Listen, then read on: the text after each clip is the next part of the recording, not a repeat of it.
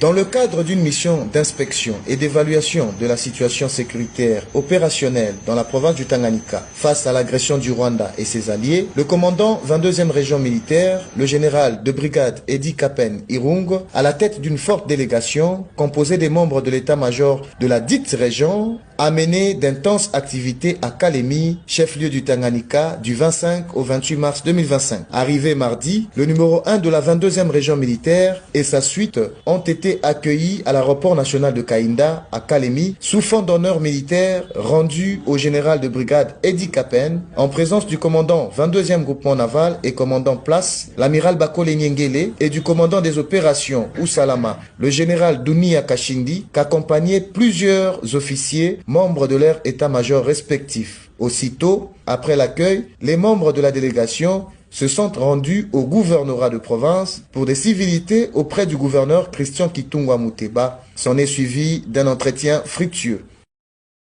Mercredi 26 mars, l'autorité militaire de la 22e région a été reçue dans les installations du quartier général du 22e groupement naval pour suivre les briefings sur la situation générale des unités engagées dans les opérations sur l'ensemble de la province du Tanganyika, et plusieurs endroits stratégiques ont été visités. Poursuivant cette mission de travail dans la province, ce vendredi 28 mars, le commandant 22e région militaire a présidé au quartier général de la force navale Kalemi une parade à laquelle on pris par toutes les unités FARDC de la garnison. Dans son adresse, l'orateur du jour a premièrement fait un rappel sur la devise « Ne jamais trahir le Congo » qui doit être d'application dans l'exercice du fonctionnement militaire au sein des forces armées. Il a martelé sur les relations civilo-militaires en vue d'une bonne collaboration avec la population en temps de paix comme pendant cette période de guerre. Il a en outre appeler les officiers à tous les échelons à une bonne gestion des militaires sous leur commandement, tout en mettant un accent particulier sur certains actes de démoralisation des militaires engagés au front, caractérisés par l'utilisation abusive des téléphones et images de guerre pendant les opérations. Et enfin,